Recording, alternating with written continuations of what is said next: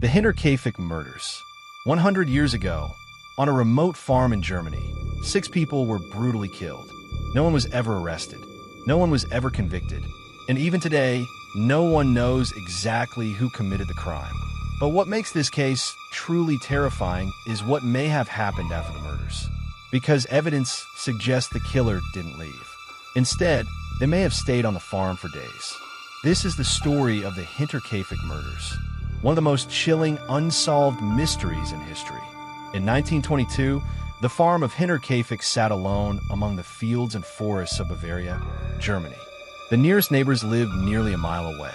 The property belonged to Andreas Gruber, a 63-year-old farmer known throughout the area as strict and difficult. Living with Andreas were his wife Cecilia, his widowed daughter Victoria, and Victoria's 2 children, 7-year-old Cecilia and 2-year-old Joseph. The family also employed a maid. Days before the murders, Andreas noticed footprints in the snow. The tracks came from the nearby forest. They led directly toward the farm. But there was one terrifying detail. There were no footprints leading away.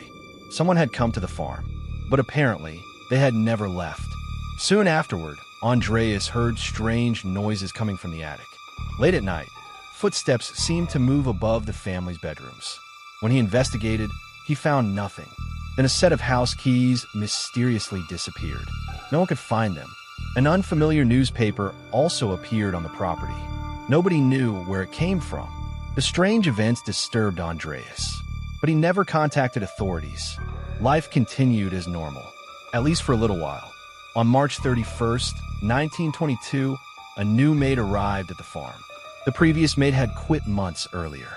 She reportedly believed the property was haunted. She heard strange sounds. She felt watched, and eventually, she became so frightened that she left. The new maid arrived unaware of the farm's reputation. For her, it was simply another job. It would also be her last day alive.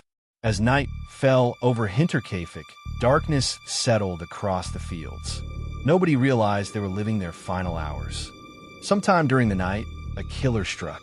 Investigators believe the murderer first lured members of the family into the barn. One by one, they entered, and one by one, they were attacked. The weapon was a mattock, a farming tool with a heavy metal head.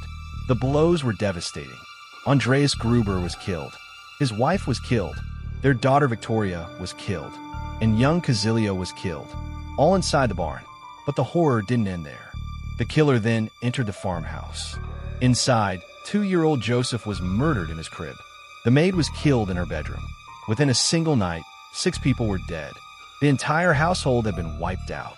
But strangely, nobody discovered the crime immediately. Days passed. Neighbors noticed unusual things. The family failed to attend church. Young Cecilia didn't appear at school. Mail began piling up. Yet no one investigated right away. Then came an even stranger detail. Several people reported seeing smoke rising from the farmhouse chimney. Someone was apparently tending the fire. Others noticed that the farm animals appeared fed and cared for. The livestock were not starving. Someone was giving them food. But everyone on the farm was supposed to be dead. Who was feeding the animals? Who was maintaining the fire? The answer terrified investigators. The killer may have remained on the property, living among the bodies. Several days after the murders, neighbors finally decided something was wrong. A search party was organized. When they entered the property, they made a horrifying discovery. For bodies were found in the barn. The remaining 2 victims were found inside the house.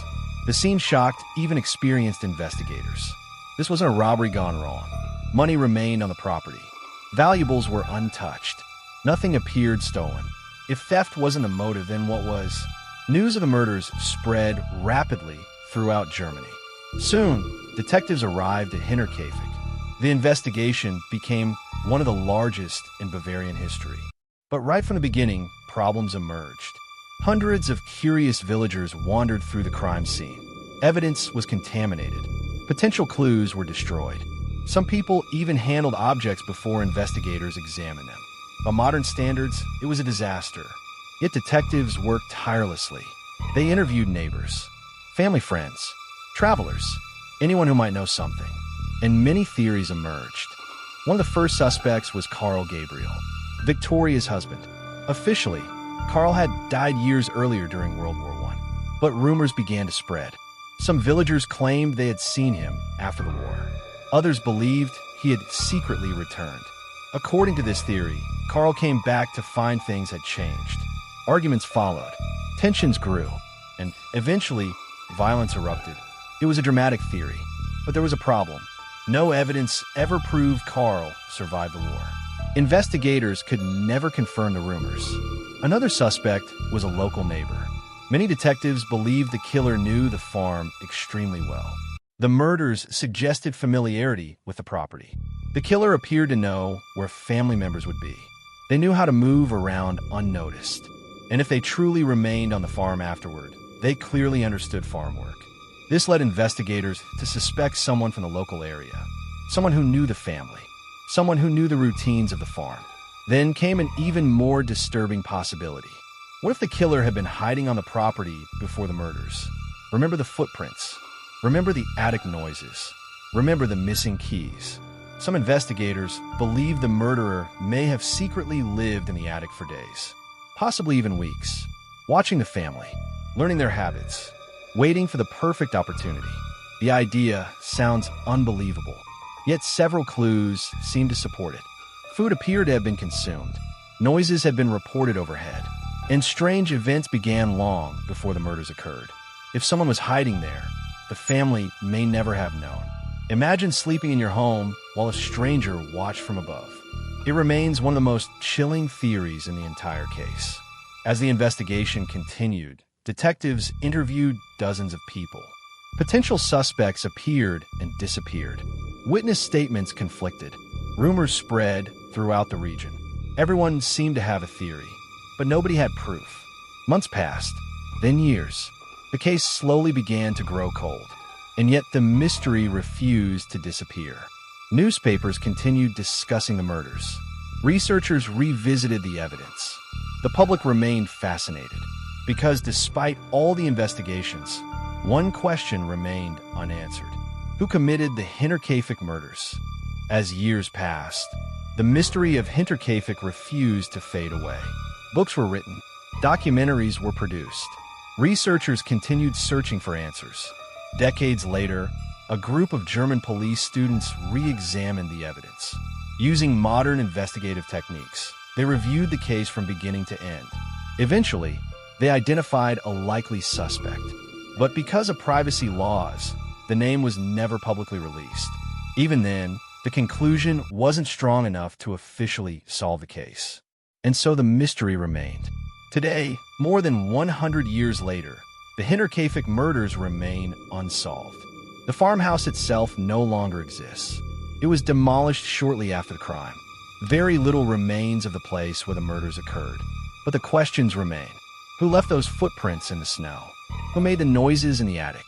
Who took the missing keys? Who fed the animals after the murders? Who kept the fire burning in the farmhouse chimney? And most importantly, who killed the 6 people of Hinterkaifeck? Perhaps the answer was buried long ago. Perhaps it disappeared with the people who knew the truth. Or perhaps somewhere in an old police file, hidden among forgotten witness statements, fading photographs, and long-lost evidence. The final clue is still waiting to be found. More than a century has passed, yet the case continues to haunt investigators and historians alike. Not because it was the deadliest crime, not because it was the most famous, but because of the chilling possibility that the killer may have been watching the family long before the murders ever happened. And because after all these years, nobody knows who it was. The people of Hinterkaifeck are gone. The farmhouse is gone, but the mystery remains. A century-old question, still waiting for an answer. If you enjoyed this investigation into one of history's most chilling unsolved mysteries, subscribe for more forgotten true crime stories, historical mysteries, and cold cases. Because sometimes, the most terrifying mysteries are the ones that never get solved.